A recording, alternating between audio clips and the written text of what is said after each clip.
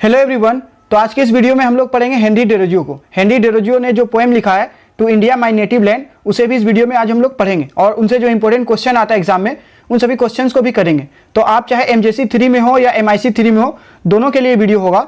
तो सबसे पहले हम लोग पोएट के इंट्रोडक्शन को देख लेते हैं कि ये जो हेनरी डेरोजियो है वो है कौन। इनका पूरा नाम है Henry Louis Vivian Derozio, short में इसे HLV डेरोजियो कहते हैं, जिसका जन्म 1809 में हुआ था और 1831 में मर गया। Means he lived only for 22 years, सिर्फ वो 22 साल के लिए जिंदा रहा। And within this short span of life he was able to achieve the greatness. और हेनरी लुइस डेरोजियो को हम लोग जॉन कीट्स से भी कंपेयर करते हैं। जॉन कीट्स जो है वो एक रोमांटिक पोएट था और वो भी बहुत ही कम उम्र में 26 साल की उम्र में मर जाता है। और हेनरी डेरोजियो भी उसी टाइम पीरियड पे लिख रहा था। अगर आप इंडियन हिस्ट्री देखें पोएट्री का, तो Henry Derozio first Indian poet है। आप ऐसा कह सकते हैं हेनरी डेरोजियो वो पहला व्यक्ति था जिन्होंने इंग्लिश में पोएट्री को लिखना शुरू किया था। और वो बहुत ही पैट्रियोटिक पोएम लिखता था, देशभक्ति भरा कविता लिखता था। And he tried to root out the root of Britishers from India. तो हम लोग हेनरी डेरोजियो के बारे में पहले जान लेते हैं। तो हेनरी डेरोजियो जिसका जन्म 1809 में हुआ, 1833 में मर गया और सिर्फ 22 साल उम्र वो जी पाया और 22 साल में उस महानता को प्राप्त कर पाया कि आज हम लोग उनके बारे में पढ़ रहे हैं। 22 साल में कोई क्या ही कुछ कर पाता है। 22 साल में हम लोग ग्रेजुएशन मुश्किल से कंप्लीट कर पाते हैं और वो 22 साल में ना जाने क्या क्या कर गए।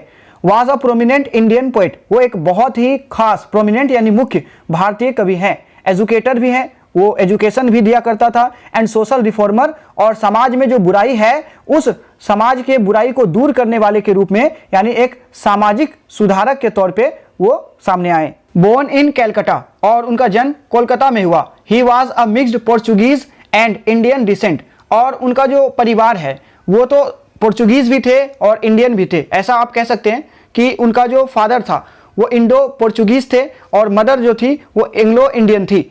इंडो पोर्चुगीज मतलब उसके जो पिता है वो पुर्तगाल से आके भारत में रहने लगे थे और जो मदर थी वो इंग्लैंड से आके इंडिया में रहने लगी थी। तो पिता इनका जो है वो पुर्तगाल का है, इसकी जो मदर है वो इंग्लैंड की है। दोनों इंडिया में रह रहे हैं, दोनों का विवाह होता है और उनसे जो संतान हुआ उनका नाम है HLV Derozio. His father was Francis Derozio, उनके पिता का नाम फ्रांसिस डेरोजियो था। Was an Indian Portuguese Christian, और वो कहाँ से था तो इंडो पोर्चुगीज। इंडो पोर्चुगीज मतलब पुर्तगाल से आया हुआ इंडियन, और क्रिश्चियन फैमिली था उनका। And his mother Sophia Johnson Derozio was an Anglo Indian, और उनकी माँ का नाम था सोफिया जॉनसन डेरोजियो, और वो कहाँ से आई थी तो इंग्लैंड से आके इंडिया में बसी थी। He was influenced by contemporary romantic poets like John Keats, PB शेले and Lord Byron. तो जब हेनरी डेरोजियो जिंदा थे और उस टाइम पे मीन्स 19वीं सेंचुरी के शुरुआत में एक ग्रुप ऑफ पोएट थे जिसे रोमांटिक पोएट कहते हैं, जिसमें बहुत बड़ा नाम आता है जॉन कीट्स का, PB शेले का, लॉर्ड बायरन का। इन सभी के कविताओं को पढ़कर हेनरी डेरोजियो को भी ये ख्याल आया कि क्यों ना वो भी अपनी कविताओं को लिखे। उनसे बड़ा ही वो प्रभावित हुआ। And at the age of 14 और 14 वर्ष की उम्र में ही लेफ्ट स्कूल, उन्होंने स्कूल छोड़ दिया। To work initially joining his father's office, और सबसे पहले तो वो जाके अपने पिता के ही ऑफिस में वो काम करते हैं। And later working at his uncle's indigo factory in Bhagalpur, और उसके बाद वो चले जाते भागलपुर अपने अंकल के इंडिगो फैक्ट्री में काम करने के लिए। तो हेनरी डेरोजियो के लिटरेरी करियर पे अगर हम लोग निगाह डालें, inspired by the scenic beauty of the river Ganges, तो गंगा नदी के जो सुंदर दृश्य था उनसे प्रभावित होकर Derozio began writing poetry. Derozio ने पोएट्री लिखना शुरू कर दिया, वो भी रोमांटिक्स के जैसा। His works were published in various newspapers and periodicals, और इनके जो कविताएं होते थे ब्यूटी के बारे में, उन सभी कविताओं को पब्लिश किया जाता था न्यूज़पेपर में और पीरियोडिकल कहते हैं जो साप्ताहिक आता है, हर सप्ताह जो आता है। गेनिंग हिम रिकॉग्निशन, और जो कि इसे रिकॉग्निशन दिला दिया यानी पहचान दिला दिया समाज में। इन 1827 ईस्वी में एट द एज ऑफ 18 वर्ष की उम्र में ही रिटर्न्ड कोलकाता, वो भागलपुर से वापस कोलकाता लौट के आते हैं। And became an assistant editor for John grant, और जॉन ग्रांट जिसका कि न्यूज़पेपर छपता था उनके लिए एक असिस्टेंट एडिटर का वो काम करना शुरू कर दिए थे। While also founding his on newspaper the Calcutta gadget, और उसी दौरान उन्होंने अपना भी न्यूज़पेपर जारी किया जिसका नाम था कैलकाटा गैजेट। यानी न्यूज़पेपर के बारे में उसको काफ़ी जानकारी हो गया 1-2 साल जब वो जॉन ग्रांट के अंडर रहे, और फिर उन्होंने अपना ही न्यूज़पेपर पब्लिश किया जिसका नाम था Calcutta Gazette. Teaching and the young Bengal movement, और एज अ टीचर और यंग बंगाल मूवमेंट में इनका क्या योगदान रहा था ये भी हम लोग समझते हैं। इन 1826 में Derozio was appointed as an instructor at Hindu college. तो कोलकाता में एक कॉलेज है हिंदू कॉलेज। इस कॉलेज का जो पर्पस था वो था इंग्लिश को बढ़ावा देना। ये कॉलेज इसलिए इस्टेब्लिश किया गया था ताकि लोग यहाँ पे इंग्लिश सीखें और इंग्लिश को बढ़ावा देना इसका खास उद्देश्य था। एक वीडियो मैं इस पे बनाऊंगा जिसमें बताऊंगा कि कोलकाता कॉलेज का क्या इंपॉर्टेंस था आखिर उस टाइम के सोसाइटी पे, और ये भी इंपॉर्टेंट क्वेश्चन एग्जाम के लिए कोलकाता कॉलेज का इंपॉर्टेंस। तो कोलकाता कॉलेज में एज अ इंस्ट्रक्टर, एक एज अ टीचर कह सकते हैं, हेनरी डेरोजियो को अपॉइंट किया गया वहाँ पे पढ़ाने के लिए, इंग्लिश सिखाने के लिए।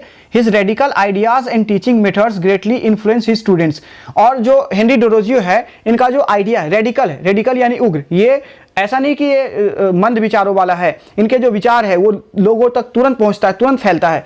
उनका जो टीचिंग मेथड है वो बहुत ही ज़्यादा प्रभावित करते हैं उनके सभी स्टूडेंट्स को, who later form the young Bengal movement. और इनके जो स्टूडेंट है ये सभी आगे यंग बंगाल मूवमेंट को फॉर्म करते हैं। एक्चुअली जो डेरोजियो है इन्होंने एक क्लब बनाया।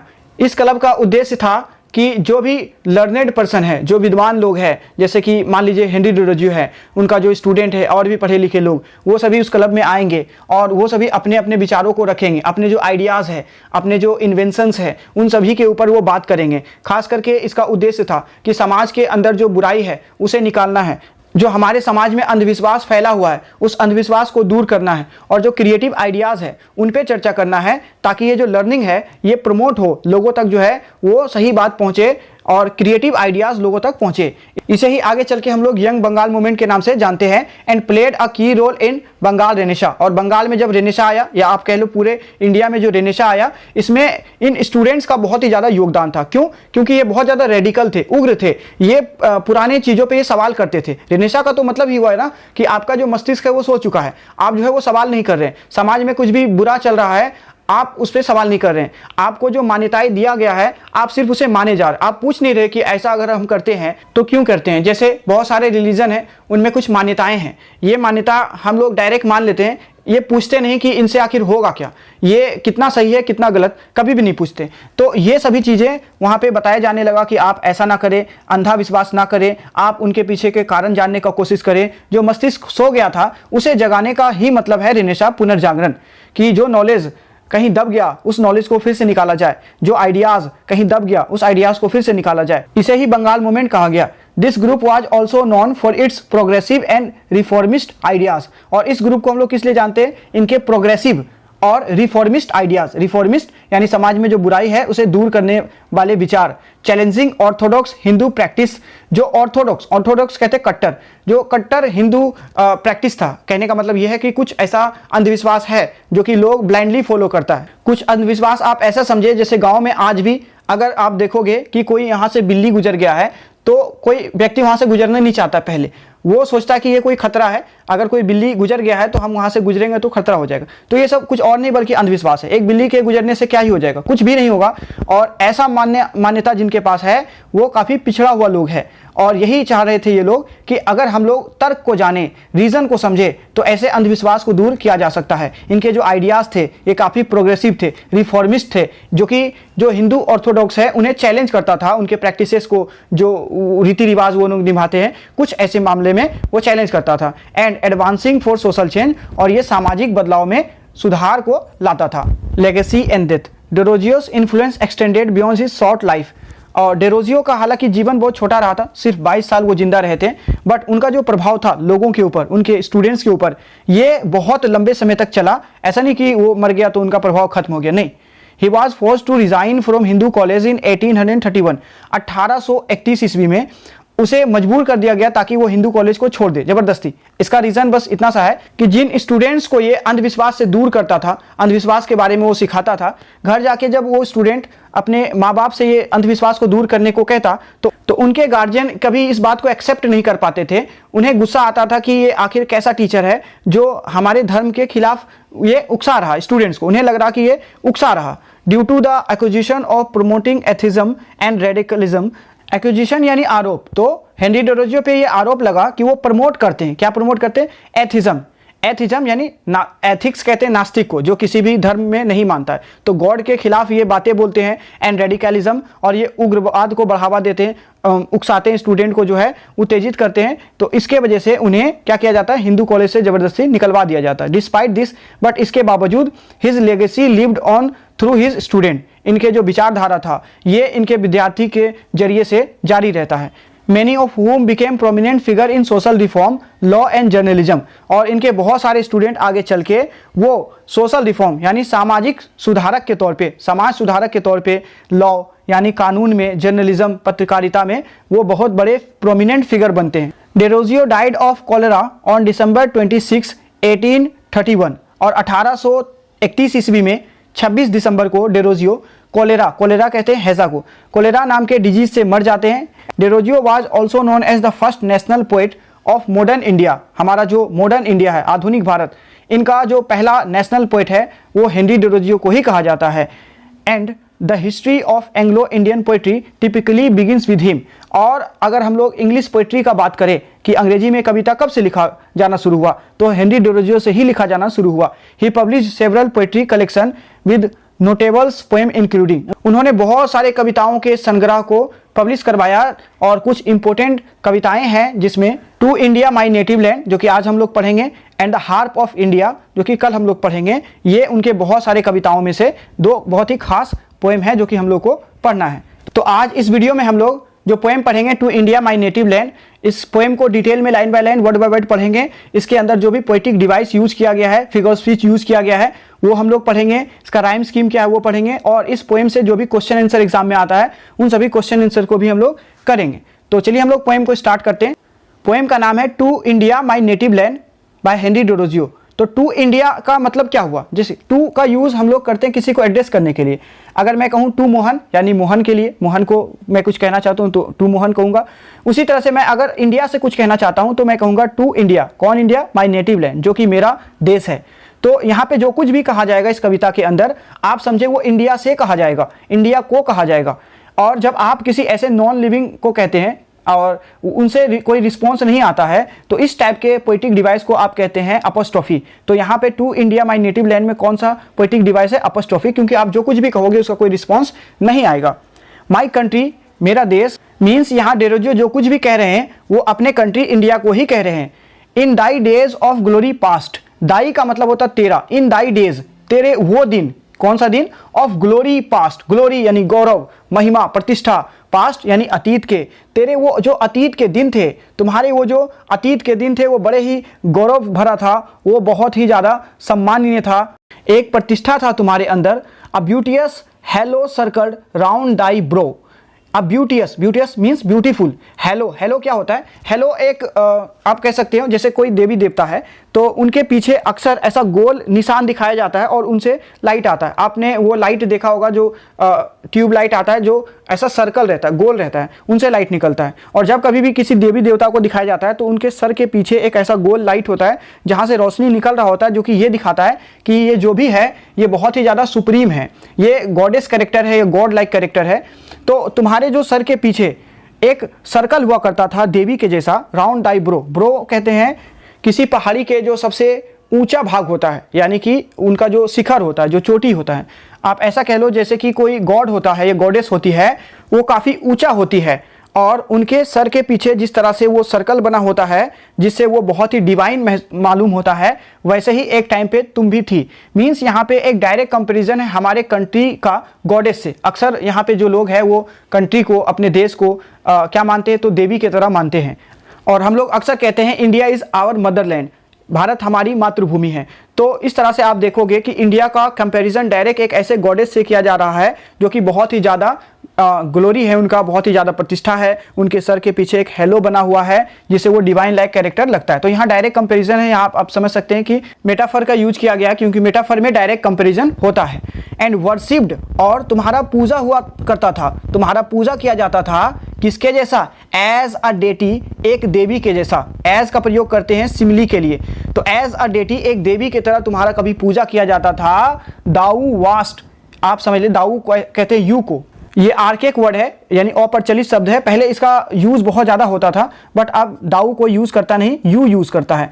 वास्ट कहते हैं वर को, दाऊ वास्ट का अर्थ हो गया यू वर, तुम थे इतने ज़्यादा गौरवान्वित, एक देवी की तरह तुम्हारा पूजा किया जाता था। अब पोएट पूछते हैं वेयर इज दाई ग्लोरी, कहाँ है तेरे वो गौरव। दाई मीन्स योर, वो तुम्हारे प्रतिष्ठा, वो सम्मान, तुम्हारा आदर जो होता था, तुम्हें एक देवी की तरह पूजा जाता था, वो सभी कहाँ चले गए। वेयर द दाई रेवरेंस, और तुम्हारा जो सम्मान है, श्रद्धा है, where is thy reverence now, वो अभी श्रद्धा कहाँ चले गए हैं, वो सब अब क्यों नहीं है।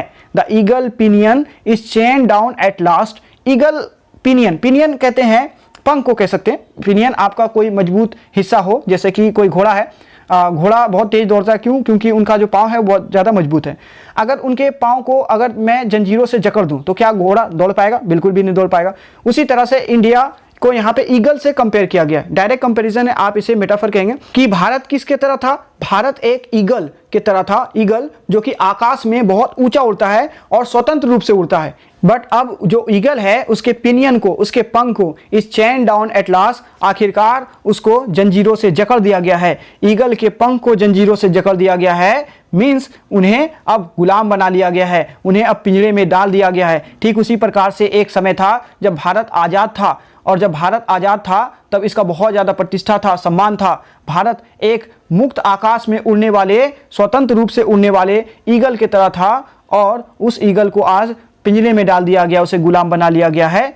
And grovelling in the lowly dust art thou, art thou means you are. और अब तुम क्या कर रहे हो, तुम आकाश में नहीं उड़ रहे हो, क्यों, क्योंकि तुम्हें जंजीरों से जकड़ लिया गया और तुम घुसक रहे हो इन डस्ट में, धूल मिट्टी में तुम रेंग रहे हो। ग्रोवलिंग का मतलब हो गया रेंगना, तो अब तुम आकाश में नहीं उड़ रहे हो बल्कि तुम धूल मिट्टी में रेंग रहे हो। जैसे कि कोई पक्षी, उसे गुलाम बना लिया गया है, तुम्हें भी गुलाम बना लिया गया है। दाई मिस्ट्रल, और तुम्हारे जो पोएट्स हैं, जो सिंगर है, मिस्ट्रल कहेंगे पोएट को, हैथ नो रिथ, अब उनके पास कोई फूल नहीं है, टू वीव फॉर दी, ताकि वो तुम्हारे लिए बुन पाए। क्या बुन पाए, माला। जैसे कि फूलों को अगर एक साथ बुनेंगे तो माला बन जाएगा, गार्लैंड बन जाएगा, लेकिन तुम्हारे जो पोएट्स हैं वो ढूंढते हैं कि तुम्हारे ऊपर जो कविताएं लिखा जाना चाहिए, बट तुम्हारे ऊपर जब कविता लिखा जाना चाहिए तो उन्हें कोई फ्लावर नहीं मिलता। फ्लावर यहाँ पे सिंबल है अच्छे चीज़ों का, कि भारत में अब कुछ ऐसा, कुछ खूबी, ऐसा कुछ अच्छाई बचा ही नहीं है। भारत में जो कुछ भी है उसे लूट लिया गया, उसे खोखला कर दिया गया है। और यहाँ के जब पोएट कुछ अच्छी बातों को ढूंढते हैं कि इंडिया के लिए कुछ लिखा जाए, ऑब्वियस सी बात है कि कोई भी पोएट अपने देश के लिए अच्छा लिखना चाहेगा, बट अच्छा यहाँ बचा हो तब ना लिखेगा। जब वो भारत को देखता है तो उन्हें हर जगह सिर्फ सन्नाटा ही दिखता है, वहाँ हर जगह सिर्फ दुख ही दुख दिखाई देते हैं, अच्छाई कुछ दिखाई नहीं देते हैं। तो आखिर कैसे पोएट जो है उस भारत के बारे में अच्छा लिखे। Save the sad story of thy misery, और जब ये पोएट अच्छा नहीं लिख पाते हैं तो इन्हें क्या लिखना पड़ता है, इन्हें तुम्हारे मिजरी के बारे में, तुम्हारे ट्रेजिडी के बारे में, तुम्हारे दुखों के बारे में ही कहानियों को लिखना पड़ता है, क्योंकि अच्छाई बचा ही नहीं है। तुम्हें इस कदर लूट लिया गया है, तुम्हें इस कदर खोखला कर दिया गया है कि तुम्हारे अंदर अगर कोई पोएट लिखना भी चाहे तुम्हारे बारे में कुछ अच्छी बातें, तो उन्हें अच्छी बातें नहीं दिखाई देता है, और तुम्हारे दुख तकलीफ के बारे में ही, तुम्हारे ऊपर मिजरी के बारे में ही लिखना पड़ता है। देखिए ये जो पोएम है एक सोनेट है। सोनेट है मीन्स ये 14 लाइन्स में लिखा हुआ, और कोई जो सोनेट होता है वो उसका 2 पार्ट होता है। एक 8 लाइन जो होता है शुरू का, उसे ऑक्टेव कहते हैं, और लास्ट का जो 6 लाइन होता है उसे सेस्टेट कहते हैं। तो ये जो ऑक्टेव है, ऑक्टेव में प्रॉब्लम को रखा जाता है कि समस्या क्या है। समस्या ये है कि जो भारत है वो कभी आज़ाद था, कभी उसका प्रतिष्ठा था, कभी इसे देवी की तरह पूजा जाता था, और उसे फिर जो है गुलाम बना लिया जाता अंग्रेजों के द्वारा। और फिर वो यहाँ इसको, भारत को इतना खोखला कर देता है कि यहाँ जो पोएट है वो चाहता भी है कुछ लिखना तो उसके बारे में अच्छाई नहीं दिखाई देता है। भारत को मानो एक जंजीर ने जकड़ लिया है। भारत कभी मुक्त आकाश में उड़ने वाले ईगल की तरह था, लेकिन जैसे ईगल को पकड़ करके पिंजरे में बंद कर दिया जाता है, ठीक उसी तरह से भारत को भी गुलाम बना लिया गया है। तो ये समस्या है। अब 6 लाइन जो आखिर का होता है सेस्टेट, इसमें समस्या का समाधान बताया जाता है। आगे पोएट कहता है वेल, यानी जो हो गया सो हो गया है, लेट मी डाइव, मुझे डूब जाने दो, लेट मी डाइव, मुझे कूदने दो। कहाँ जाने दो, इनटू द डेप्थ्स, उन गहराइयों में मुझे जाने दो, ऑफ टाइम, और ये किस चीज़ का गहराई है, वक्त की गहराई। तो मुझे वक्त के उन गहराइयों में जाने दो, मीन्स मुझे अतीत में जाने दो। मैं जब अतीत में जाऊंगा तब जो भारत का गौरव होगा वो अतीत में ही तो है, भारत का जो प्रतिष्ठा जो अतीत में था। एंड ब्रिंग आउट, और उस प्रतिष्ठा को, उस गरिमा को, उस गौरव को लाने दो, कहाँ से, from the ages that have rolled. Rolled कहने का मतलब है जो दिन ब दिन समाप्त हो गया है। जैसे आप किसी व्यक्ति को अगर दफना दे तो रोल डाउन डायगोनल कोर्स, दिन ब दिन क्या होगा, वो समाप्त हो जाएगा। ठीक उसी प्रकार से भारत का अतीत कहीं दब गया है, कहीं कोई युग में खो गया है, अतीत में कहीं खो गया है, उनकी जो प्रतिष्ठा है वो मैं अतीत से जाकर लाऊंगा, मुझे अतीत के उन गहराइयों में उतर जाने दो और वहाँ से ले आने दो। क्या लाना है? A few small fragments of these rack सबलाइन। A few small यानी कुछ छोटे छोटे, फ्रेगमेंट यानी टुकड़ा, कुछ छोटे छोटे टुकड़ों को लाने दो। फ्रेगमेंट क्या होता है? जैसे पहले के टाइम पे जो चीज़ें लिखी जाती थी, मानिए कविता है, कोई कहानी है, तो उन्हें पत्तों पे लिख दिया जाता था, कभी चट्टान पे लिख दिया जाता था, तो उन्हीं का कोई छोटा छोटा टुकड़ा मुझे अतीत से ले आने दो, जो कि कैसा है, रेक्स, जो कि क्षतिग्रस्त हो गया है, बिल्कुल बर्बाद हो गया, उसका छोटा सा हिस्सा ही बचा है। सबलाइन कहते हैं बहुत ही सुंदर, और वो काफ़ी सुंदर है, जो कि अतीत में दबा हुआ है। उन अतीत के टुकड़े को कुछ ले आने दो, और ये जो टुकड़ा होगा ये भारत की गौरव का वो गवाही दे रहा होगा कि भारत पहले कितना गौरवशाली था, इसका अतीत जो है वो बहुत ही ज़्यादा विशाल था। विच ह्यूमन आई में नेवर मोर बिहोल्ड, जो कि सामान्य मनुष्य जो है, एक व्यक्ति, एक इंसान, वो कभी नहीं देख पाएगा।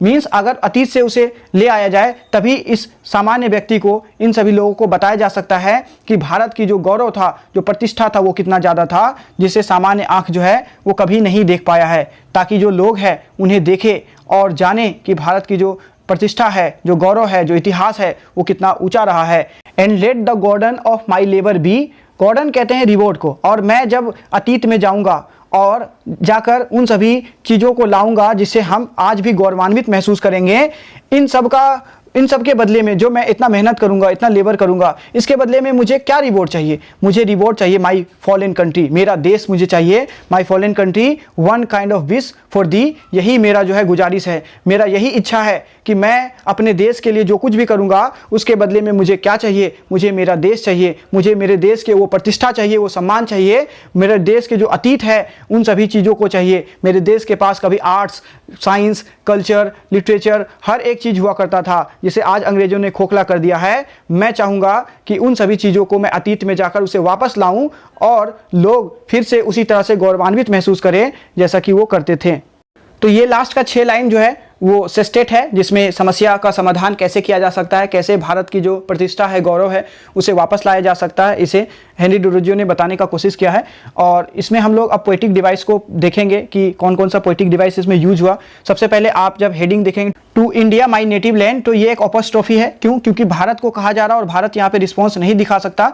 जब किसी नॉन लिविंग थिंग को कहा जाए या किसी ऐसे व्यक्ति को कहा जाए जो मर गया है या जहाँ से भी रिस्पॉन्स नहीं आ सकता है, इस टाइप के पोएटिक डिवाइस को हम लोग कहते हैं एपोस्ट्रोफी।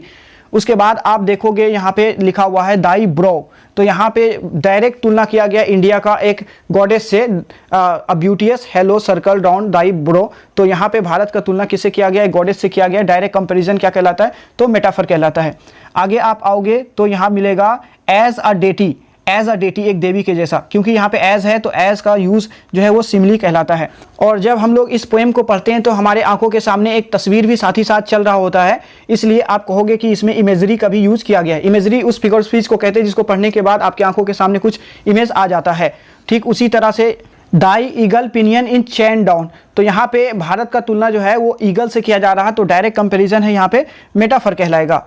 उसके बाद आप इस लाइन को देखो, thy minstrel hath no wreath to weave for thee पे जो है वो लाइन खत्म हो गया बट सेंटेंस खत्म नहीं हो। सेंटेंस अपने आप को अगले लाइन में भी रिपीट कर रहा, save the sad story of the mystery, यहाँ पे सेव कैपिटल से लिखा हुआ। और आप देखोगे कि डी पे लाइन जरूर खत्म हुआ लेकिन जो सेंटेंस है वो जाके अगले लाइन में मिजरी पे समाप्त हुआ। तो इस टाइप के फिगर स्पीच को हम लोग कहते हैं एंजॉयमेंट। एंजॉयमेंट में लाइन खत्म हो जाता है बट सेंटेंस अपने आप को अगले लाइन में रिपीट करता है।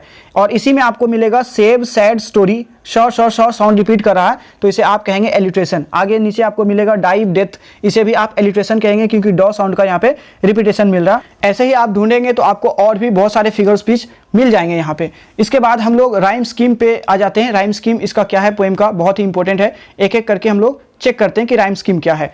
तो अगर आप पहले लाइन के आखिरी वर्ड को देखें पास्ट और तीसरे लाइन के आखिरी वर्ड को देखें वास्ट, पास्ट और वास्ट दोनों एक जैसा है, तो आप पहले लाइन के आखिरी वर्ड को ए दोगे तो तीसरी लाइन के आखिरी वर्ड को भी आप ए दोगे, तो यहाँ पे दोनों ए हो गया। और आप अगर पांचवें लाइन के आखिरी वर्ड को देखें जो कि है लास्ट, तो वो भी एक जैसा है, तो पास्ट, वास्ट, लास्ट सभी को आप ए दोगे। उसी तरह से दूसरे लाइन का आखिरी वर्ड जो है ब्राउ, चौथे लाइन का आखिरी वर्ड है नाव और छठे लाइन का आखिरी वर्ड है दाव। सब एक जैसा है, इसे आप बी दोगे तो सबको आप बी दोगे। और सातवें लाइन का आखिरी वर्ड है दी और आठवें लाइन का आखिरी वर्ड है मिजरी। तो दी मिजरी एक जैसा साउंड करता है, तो दी को आप सी दोगे तो मिजरी को भी आप सी दोगे। तो पहला जो ऑक्टेव है जिसमें 8 लाइन है, उसका जो राइम स्कीम है वो है A B A B A B C C. और लास्ट का जो 6 लाइन है जिसको सिस्टेप कहेंगे, उसमें आप देखोगे कि जो 9th लाइन है इसका टाइम, उसी तरह से इसका 11th लाइन है सब लाइन। तो अगर आप टाइम को डी दोगे तो सब लाइन को भी आप डी दोगे। तो उसी तरह से जो इसका 10th लाइन है रोड, उसी तरह से 12th लाइन है बिहोल्ड।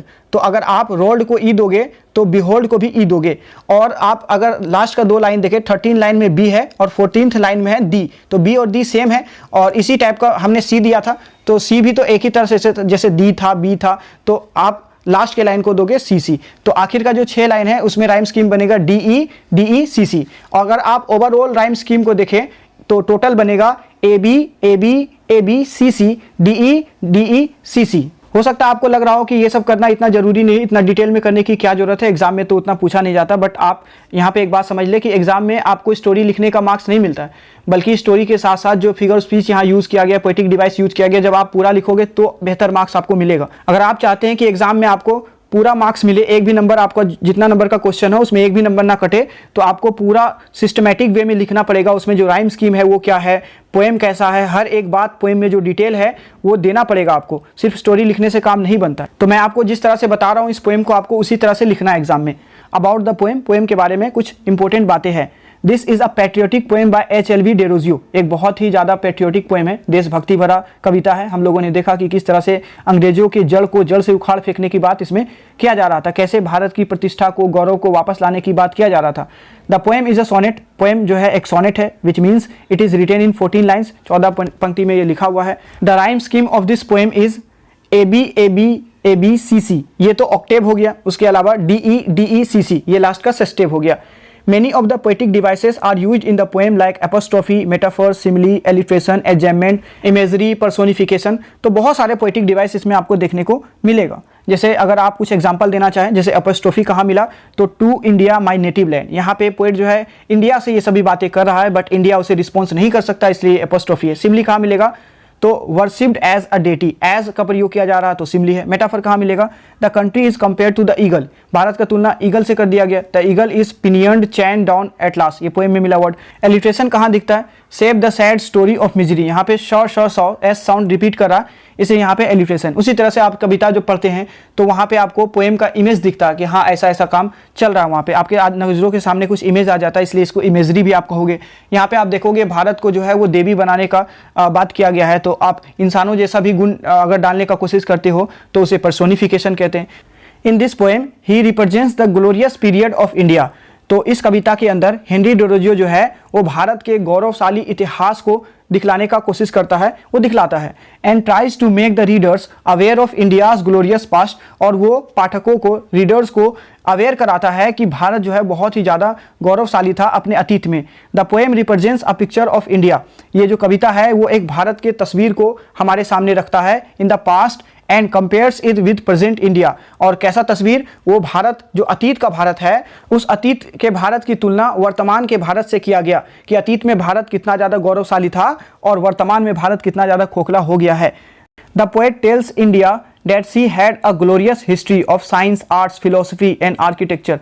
ये कविता भारत को बताता है कि तुम्हारे पास कभी अपना एक इतिहास हुआ करता था, साइंस हुआ करता था, आर्ट्स हुआ करता था, फिलोसफी हुआ करता था, आर्किटेक्चर हुआ करता था और भी बहुत कुछ तुम्हारे पास था। India is considered to be the goddess. Bharat को देवी समझा जाता था, who is worshipped and had a halo, और जिसका पूजा किया जाता था और उसके सर के पीछे एक निशान था जो कि उसे देवी लाइक कैरेक्टर बनाता था, वो देवी के जैसा दिखाता था। हेलो का मतलब होता है like angels have round their head, जैसे कि एंजल्स के सर के तरफ चारों ओर ऐसा निशान बना होता है। But the poet then ask, उसके बाद ये जो पोएट है वो पूछते हैं that what has happened to her glory, कि आखिर तुम्हारे उस प्रतिष्ठा को क्या हुआ है, तुम्हारे उस सम्मान को आखिर क्या हो गया है। Where is her respect now which she once possessed, और कभी जो उसके पास सम्मान था, जो प्रतिष्ठा था, वो अब कहाँ है, वो क्यों नहीं उनके पास। Actually it was during the British period that the condition of India was worsen day by day. हकीकत तो यह है कि जब अंग्रेजों का शासनकाल यहाँ पे था तो उस टाइम पे भारत का जो स्थिति है वो दिन ब दिन बहुत ज़्यादा बुरा होते जा रहा था, वर्स होते जा रहा था। The British government looted India for their on benefits. और जो अंग्रेज थे वो भारत को सिर्फ अपने फायदे के लिए सिर्फ लूटते ही थे, कभी भारत का भलाई नहीं करते थे। The poet sees India as an eagle. और जो कवि है वो भारत को एक ईगल की तरह देखता है, वो एक बाज की तरह देखता है। Eagle is a bird that remains free and fly up in the air. Eagle एक ऐसा पक्षी है जो हमेशा स्वतंत्र रहता है, आज़ाद रहता है और बहुत ही ऊपर आकाश में वो उड़ान भरता है। But like an eagle India has been chained and enslaved. लेकिन ईगल पक्षी की तरह ही भारतवर्ष को गुलाम बना लिया गया है। चेन्ड यानी उसे जंजीरों से जकड़ लिया गया है, एनस्लेव्ड उन्हें गुलाम बना लिया गया है। India is now crawling. अब भारत जो है वो घुसक रहा है, रेंग रहा है ऑन द डस्टी ग्राउंड। कहाँ? तो धूल मिट्टी भरा इस जमीन में भारत अब रेंग रहा है। जो भारत कभी आसमान में ऊंचा उड़ान भरता था, आज वो भारत गुलाम बन गया है और वो धूल मिट्टी भरे मिट्टी में वो रेंग रहा है। The poets have no flowers to weave and make a garland for the motherland India. और कवि के पास कोई फूल नहीं है जिससे कि वो मातृभूमि भारत के लिए वो एक माला बना पाए। मीन्स कवि के पास कोई ऐसा कंटेंट नहीं है। कवि यहाँ पे कविता लिखना चाहता है भारत के ऊपर, वो अच्छी कविता लिखना चाहता है, भारत का तारीफ करना चाहता है, बट तारीफ करने के लिए भला कुछ बचा हो तब ना। भारत को इतना खोखला बना दिया गया है, वीरान कर दिया गया है कि भारत के बारे में अच्छी चीज़ें ढूंढने पर भी नहीं मिलता है। कभी सोचता तो है कि वो भारत के बारे में अच्छी चीज़ें लिखे, बट उन्हें कुछ मिलता नहीं है। Those poets can only represent the sad story of their Motherland. और ये जो कवि है अब अपने मातृभूमि के बारे में सिर्फ दुखद घटना ही लिख सकता है, सैड स्टोरी ही लिख सकता है, ट्रेजेडी ही लिख सकता है। They can only sing about India's tragedy. और ये सिर्फ भारत के दुखांत नाटकों के बारे में, दुख के बारे में ही गा सकता है। The poet decide to dive into the depths of India's glory past और हिस्ट्री। और अब जो है कवि वो डिसाइड करते हैं, ये आखिर के 6 लाइन में है, अब कवि ये डिसाइड करते हैं कि वो भारत के उस गहराई में उतर जाएगा जहां पे भारत जो है बहुत ही गौरवशाली अतीत जिया करता था। भारत के उस अतीत में, उस इतिहास में कवि जाना चाहता है जब भारत बहुत ही ज्यादा गौरवान्वित महसूस करता था। He wants to bring that respect and status which has been broken into few small fragments. He wants to bring that respect, वो उस सम्मान को वापस लाना चाहता है, एंड स्टेटस, और उस स्टेटस को वापस लाना चाहता है विच हैज बीन ब्रोकन, जिसे तोड़ दिया गया है, चूर चूर कर दिया गया है, इनटू स्मॉल फ्रेगमेंट, किसमें? छोटे छोटे टुकड़ों में तोड़ दिया गया है। Small pieces and can not be seen by human आई। इतना छोटा तोड़ दिया गया है जिसे मानव आंख जो है वो नहीं देख सकता। एक सामान्य व्यक्ति अगर उस गरिमा को, उस प्रतिष्ठा को देखने का कोशिश करेगा तो नहीं दिखेगा, इतना छोटा कर दिया गया है। मीन्स भारत का जो गौरव है उसे तार तार कर दिया गया है। As a reward for his labour Derozio prays to his country to grant his wish. तो एक रिवॉर्ड के तौर पे, मींस इतना जो मेहनत करेगा डेरोजियो, अपने इस मेहनत के बदले जो उसे रिवॉर्ड चाहिए, जो पुरस्कार चाहिए, वो क्या चाहिए?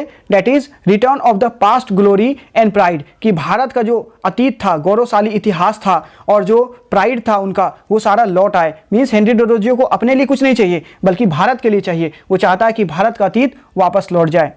अब हम लोग कुछ इंपॉर्टेंट क्वेश्चन आंसर करेंगे जो कि एग्जाम में बहुत ही इंपॉर्टेंट है, आते हैं। तो कुछ क्वेश्चन आंसर आप इसका जवाब दें और ये सभी क्वेश्चन आपको पीडीएफ में मिल जाएगा। यहाँ पे आप सिर्फ देखें और पीडीएफ से आप उसे याद करें। Who is the poet to India my native land? तो पोएट है HLV डेरोजियो। नेक्स्ट क्वेश्चन है what is the main theme of the poem? ये जो पोएम है ये किस बारे में है? इसका सेंट्रल आइडिया क्या है? किस विषय के ऊपर है? The main theme is patriotism. तो इस कविता का जो मुख्य थीम है वो है पैट्रियोटिज्म यानी देशभक्ति। देशभक्ति के ऊपर ये लिखा गया है। एंड द लेमेंट, लेमेंट कहते हैं जब आप विलाप करते हैं, जब आप किसी दुख को प्रकट करते हैं, रोते हैं। For India's lost glory under British rule. Bharat जो है वो जब ब्रिटिश रूल के अंडर था, अंग्रेजों के अधीन था, तो किस तरह से इसकी जो गौरव है उसे कुचल दिया गया, इसके गौरव को नष्ट कर दिया गया, समाप्त कर दिया गया, उसके ऊपर ये एक लेमेंटेशन है। नेक्स्ट क्वेश्चन है how does Derozio personify India in the poem? इस कविता के अंदर हेनरी डेरोजियो ने पर्सोनिफिकेशन का यूज किस तरह से किया है? Derozio personifies India as deity that was once revered and worship. Henry Derozio ने पर्सोनिफिकेशन का यूज कुछ इस तरह से किया है कि इंडिया को एज अ डेटी दिखाया है जो कि कभी बहुत ज़्यादा रिवर्ड थी, सम्मानित थी, एंड वर्शिप्ड, और उसका पूजा किया जाता था, but is now enslaved and humiliated. लेकिन अब उसे गुलाम बना लिया गया है और उसे ह्यूमिलिएट किया जाता है, प्रताड़ित किया जाता है। क्वेश्चन नंबर 4 है What imagery does the poet use to describe India's loss of freedom? कि किस तरह के इमेजरी यानी तस्वीर का इस्तेमाल कवि ने किया है ताकि वो भारत के जो गौरव है, प्रतिष्ठा है, वो खोया हुआ प्रतिष्ठा को दिखा पाए। The poet uses imagery of an eagle with its wing chained to symbolize India's loss of freedom and dignity। तो कवि ने इमेजरी के तौर पे एक ईगल को दिखाया है। यहाँ पे ईगल जिस तरह से वो ऊंचा उड़ान भरता था, लेकिन उसके जो विंग्स है, उनके जो पंख है, उसे चैंड यानी जंजीरों से जकड़ लिया गया है। और ये चीज़ दिखाता है कि कैसे भारत की आज़ादी को भी गुलाम बना लिया गया, छीन लिया गया है। भारत की जो डिग्निटी है, फ्रीडम है, उसे भी छीन लिया गया है। नेक्स्ट क्वेश्चन है, what does Derozio wish to achieve through his poem. अपनी इस कविता से डेरोजियो क्या प्राप्त करने का कोशिश कर रहा है? Derozio wishes to revive the memory of India's past greatness. Derozio जो है वो कोशिश कर रहा है कि किसी तरह से भारत के जो अतीत है, उनकी जो यादें हैं, उसे रिवाइव किया जाए, फिर से जिंदा किया जाए, and inspire a sense of national pride. और वो एक तरह के देशभक्ति की भावना को हमारे अंदर जगाता है। Among his fellow countryman means जिस टाइम पे हेनरी डेरोजियो जिंदा था, उस टाइम पे जो भी देशवासी था, उनके अंदर एक नेशनलिज्म के फीलिंग को जगाने के लिए ये कविता लिखा गया था। What does the poet mean by dive into the depths of time. यहाँ पे कवि का क्या अर्थ है जब वो कहता है कि वो समय के गहराइयों में उतरना चाहता है? By dive into the depths of time, the poet means to explore and retrieve the fragments of India's glorious past. कभी यहाँ पे वक्त के गहराइयों में जाकर उन सभी चीज़ों को लाना चाहता है, उन टुकड़ों को लाना चाहता है जो कि सबूत है इंडिया के ग्लोरियस पास्ट का, कि भारत का इतिहास कितना ज़्यादा गौरवान्वित था, कितना ज़्यादा प्रतिष्ठित था, उसका कोई ना कोई सबूत वो इतिहास से जाकर लाना चाहता है। How does the poet feel about the current state of India. Bharat का जो अभी वर्तमान स्थिति था उस टाइम पे, पोएट के टाइम पे, उस बारे में कवि क्या सोचता है? The poet feels sorrow and lament. कवि को काफ़ी बुरा लगता है, लेमेंट करता है वो, यानी कि शोक प्रकट करता है for the current state of India. Bharat का जो दशा था उस टाइम पे, उसके बारे में काफ़ी उसे बुरा लगता है, सोरो यानी दुख होता है। Which he sees as fallen and humiliated under British rule. और भारत को कैसा देखता है कि फॉलेन, इसका काफ़ी पतन हो गया है, ह्यूमिलिएटेड यानी उसे काफ़ी प्रताड़ित किया गया है। What is the tone of the poem. इस कविता का टोन किस तरह का है? The tone of the poem is melancholic. Melancholic यानी निराशा भरा हुआ है। इस कविता को पढ़ने के बाद कुछ निराशा ही होता है, एंड रिफ्लेक्टिव, और आप इस बात को सोचते हैं कि भारत कैसा था, सोचने पे मजबूर हो जाते हैं कि पहले भारत कैसा था। With a sense of longing for India's past glory. Longing यानी तड़प, एक तड़प हमारे अंदर आता है कि हम भारत के उस पास्ट ग्लोरी को देख पाते हैं जो कि कभी हुआ करता था। Thank you so much for watching this video. अगर आप पूरा कोर्स लेना चाहते हैं तो दिए गए नंबर पर कॉन्टैक्ट करें, आपको पूरी तरह से सेमेस्टर 3 का तैयारी कराया जाएगा। और नेक्स्ट वीडियो में हम लोग नेक्स्ट पोएम पढ़ेंगे हेनरी डेरोजियो का, जो कि है the harp of India. Thank you so much.